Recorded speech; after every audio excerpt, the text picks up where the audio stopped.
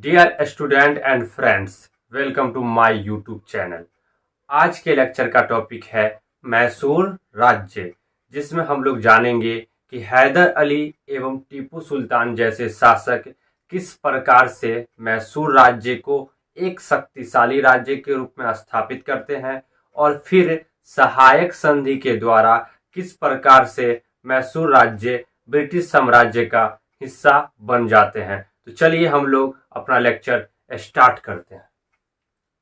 मैसूर राज्य के बारे में जानने से पहले हम लोग इसकी पृष्ठभूमि जान लेते हैं कि किस प्रकार से मैसूर राज्य का उदय हुआ था। तो जब हम लोग मध्यकालीन भारतीय इतिहास के बारे में जानेंगे तो दक्षिण भारत में एक विजयनगर साम्राज्य के बारे में जानेंगे। किसके बारे में? विजयनगर साम्राज्य। एक्चुअली विजयनगर साम्राज्य से मैसूर का तात्पर्य यूं है कि 1565 ईस्वी में एक युद्ध होता है, तालीकोटा का युद्ध। तालीकोटा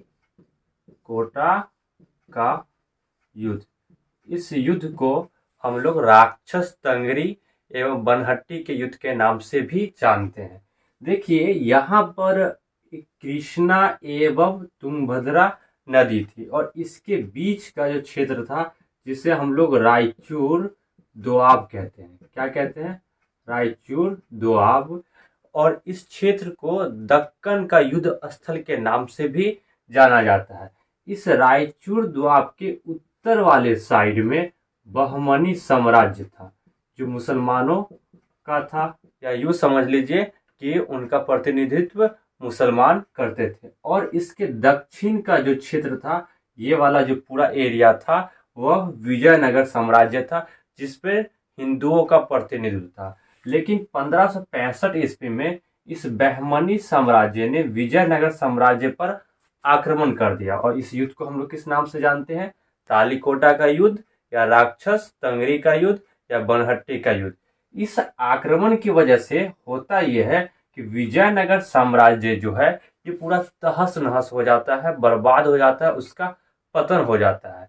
जिसके बाद इस विजयनगर के जितने भी क्षेत्र रहते हैं, उस क्षेत्र पर छोटे छोटे राज्यों का उदय हो जाता है। उन्हीं छोटे राज्यों में से एक राज्य रहता है मैसूर। कौन?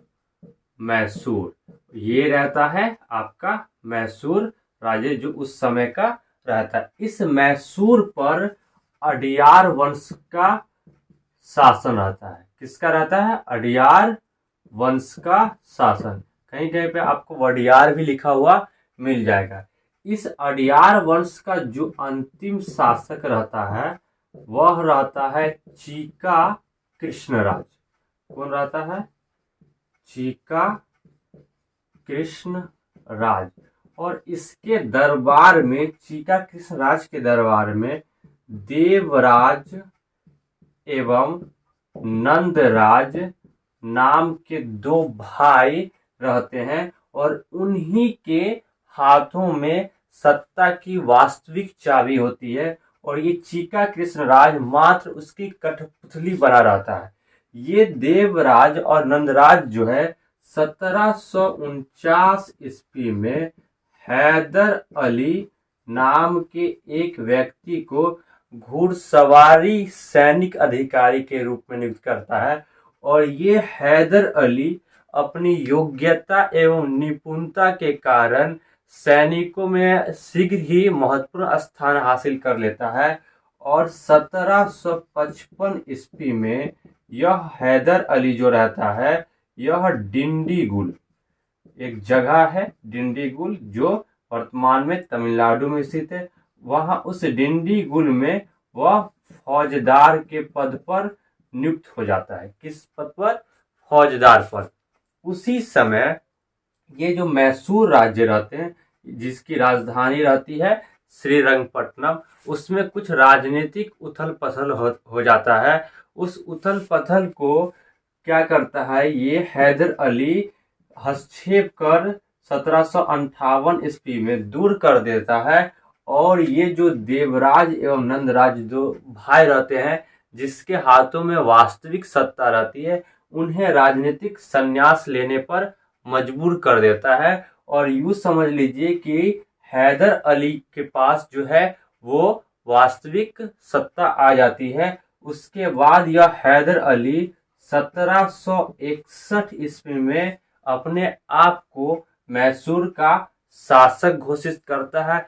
इस प्रकार मैसूर राज्य की स्थापना होती है। तो चलिए अब हम लोग थोड़ी सी छोटी सी जानकारी हैदर अली के बारे में जान लेते हैं। हैदर अली जिन्होंने मैसूर राज्य की स्थापना की और कब की, तो ये 1761 ईस्वी में क्या, और 1761 से लेकर 1782 ईस्वी तक वह मैसूर का शासक रहता है। इनका जन्म जो हुआ था ये 1722 ईस्वी में हुआ था, मैसूर के कोलार जिला में। कहाँ हुआ था? मैसूर के कोलार जिले में। इनकी मृत्यु जो हुई थी ये 1782 ईस्वी में हुई थी। ये हुई थी द्वितीय ओंगल मैसूर युद्ध के दौरान। द्वितीय ओंगल मैसूर युद्ध के दौरान।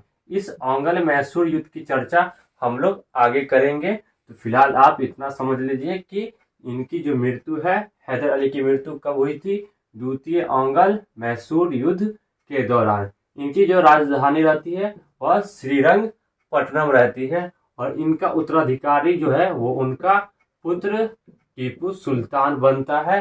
तो चलिए अब हम लोग टीपू सुल्तान के बारे में बात करते हैं। टीपू सुल्तान 1782 ईस्वी में अपने पिता की मृत्यु के बाद शासक बनता है और उसके बाद वह शासक बनने के बाद 1787 ईस्वी में बादशाह की उपाधि धारण करता है। कहीं कहीं आपको ये बादशाह भी लिखा हुआ मिल जाएगा तो आप कंफ्यूज नहीं होइएगा। और इन्हें एक और अन्य नाम हम लोग जानते हैं कि शेरे मैसूर के नाम से भी जाना जाता है। तो शेरे मैसूर किसे कहा जाता है? टीपू सुल्तान को। टीपू सुल्तान जो है वह अंग्रेजों के हस्तक्षेप को देखते हुए फ्रांसीसियों के साथ वह मेल मिलाप करता है और वह फ्रांसीसी क्रांति से काफी प्रभावित रहता है। वह अपनी राजधानी जो उनकी कहाँ रहती है? श्रीरंगपट्टनम। वहां जैकोबिन क्लब की स्थापना करता है और फ्रांसीसी सैनिकों की सहायता करता है। साथ ही खुद को नागरिक टीपू कहकर पुकारता है। क्या कहता है? नागरिक टीपू। नागरिक टीपू कहकर पुकारता है और फ्रांस एवं मैसूर की मित्रता को एक प्रतीक के रूप में स्वतंत्रता का वृक्ष भी लगाता है। और ये कहाँ लगाता है? अपनी राजधानी श्रीरंगपट्टनम में। उन्होंने 1796 ईस्वी में नौसेना बोर्ड की भी स्थापना की थी और 22 जंगी जहाज एवं 20 बड़े पोतों की भी योजना बनाई थी। साथ ही टीपू सुल्तान जो था विज्ञान एवं प्रौद्योगिकी का संरक्षक था और टीपू सुल्तान को ही भारत में रॉकेट तकनीक का खोजकर्ता माना जाता है। सोचिए कितनी बड़ी बात है। उस जमाने में रॉकेट का प्रचलन था और सर्वप्रथम रॉकेट की जो शुरुआत है वो किसने की थी?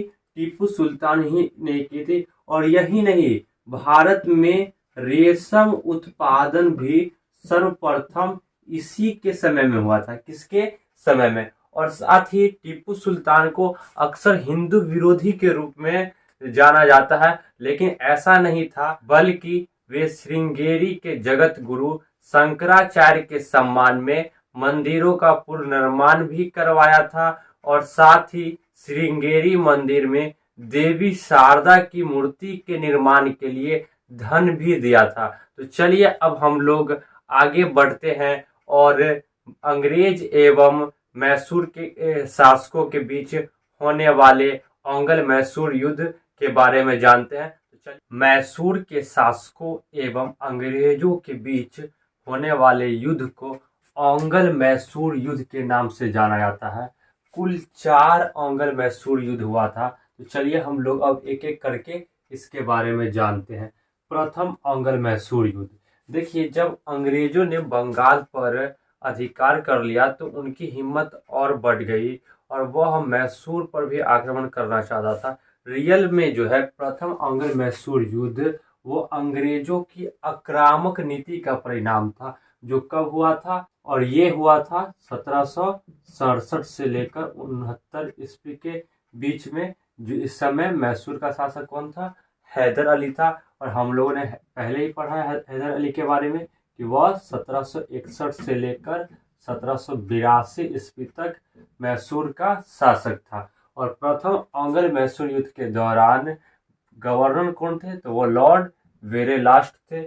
और यह युद्ध जो है मैसूर की संधि जो कि 1769 ईस्वी में होती है उसके द्वारा समाप्त होती है, और इस युद्ध में अंग्रेज पराजित हो जाते हैं। अब आइए हम लोग द्वितीय अंग्ल मैसूर युद्ध के बारे में देखते हैं। तो द्वितीय अंग्ल मैसूर युद्ध 1780 से लेकर 84 ईस्वी के बीच हुआ था। इस युद्ध का जो तत्कालिक कारण था वो था अंग्रेजों द्वारा माहे पर आक्रमण।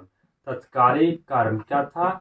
तो अंग्रेजों द्वारा, किसके द्वारा? अंग्रेजों द्वारा माहे पर आक्रमण। इस आक्रमण की वजह से द्वितीय अंग्ल मैसूर युद्ध प्रारंभ होता है। और उस समय जो मैसूर का शासक कौन रहता है?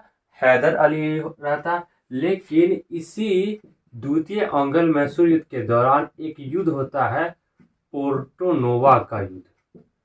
पोर्टो नोवा का युद्ध, इस युद्ध के दौरान हैदर अली पराजित हो जाता है और अंग्रेज जो सेनापति रहता है उस समय वह आयरकुट रहते हैं।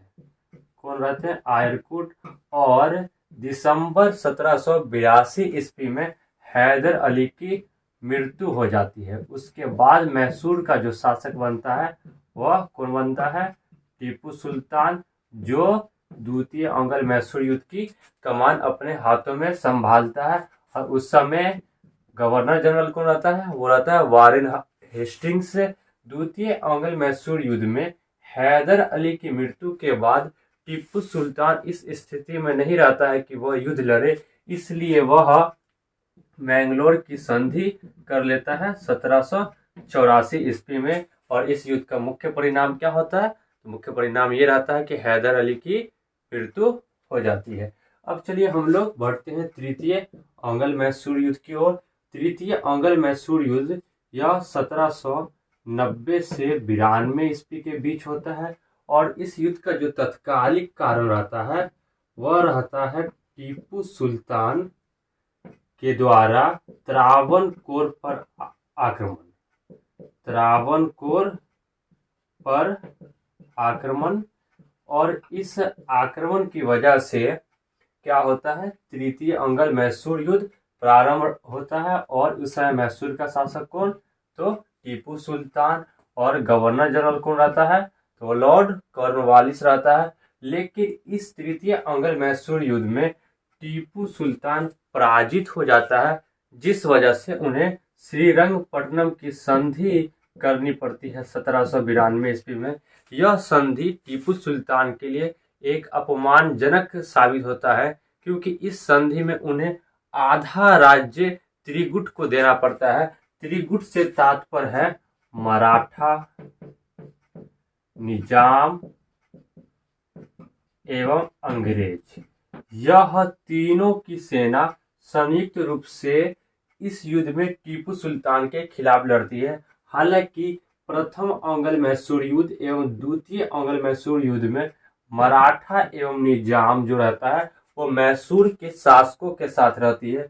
लेकिन तृतीय अंग्ल मैसूर युद्ध में मराठा, निजाम एवं अंग्रेजों की त्रिगुट सेना जो है वो संयुक्त रूप से टीपू सुल्तान के खिलाफ लड़ती है। और इसी युद्ध के बाद श्रीरंगपट्टनम की संधि के द्वारा टीपू सुल्तानों को अपना आधा राज्य त्रिगुटों को देना पड़ता है। साथ ही युद्ध के जुर्माने के रूप में 3 करोड़ रुपया भी भरना पड़ता है। और अपने 2 पुत्रों को भी अंग्रेजों के यहाँ बंधक के रूप में रखना पड़ता है। उसके बाद चौथा अंग्ल मैसूर युद्ध जो है जो 1799 ईस्वी में हुआ था, ये रियल में जो टीपू सुल्तान को श्रीरंगपट्टनम की जो संधि करनी पड़ी थी, जो उनके लिए एक अपमानजनक संधि थी, रियल में टीपू सुल्तान एक स्वाभिमानी शासक था और वो कहता था कि 100 दिन कुत्तों की जिंदगी जीने से बेहतर है कि मैं एक दिन शेर की तरह अपनी जिंदगी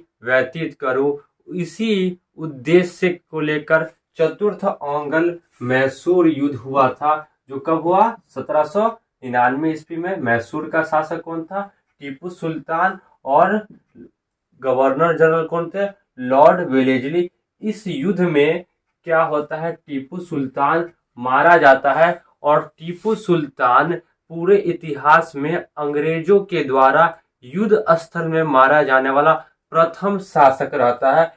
और इस युद्ध के बाद सहायक संधि होती है 1799 ईस्वी में, जो रियल में एक्चुअल में टीपू सुल्तान के बाद अडियार वंश के शासक कृष्ण राज के बीच होता है। किसके बीच होता है? कृष्ण राज के बीच होता है, जिन्हें टीपू सुल्तान के बाद मैसूर का शासक बनाया जाता है, जो मात्र 2 वर्ष का ही रहता है। तो उस दौरान कृष्णराज को मैसूर का शासक बना दिया जाता है अंग्रेजों द्वारा, जो किस वंश से संबंधित रहता है? अडियार वंश से। और लॉर्ड वेलेस्ली ने मैसूर के जीतने के बाद कहा था कि अब वो पूर्वी हिस्सा जो है, भारत का जो पूर्वी राज्य है, वह हमारी कदमों में आ गया है। और लॉर्ड वेलेस्ली को आयरलैंड के लॉर्ड समाज ने, आयरलैंड के कौन? लॉर्ड समाज ने मार्किव्स का उपाधि दिया है। क्या चीज का? मार्किव्स की उपाधि दी है। तो मार्किव्स किसे कहा जाता है? तो लॉर्ड वेलेस्ली को कहा जाता है। और ये मैसूर को जीतने के बाद ही आयरलैंड के लॉर्ड समाज ने लॉर्ड वेलेस्ली को मार्किव्स की उपाधि दी है। तो उम्मीद करता हूं कि आज का लेक्चर आपको पसंद आया होगा। तो चलिए, thank you class, best of luck, have a nice day, bye bye.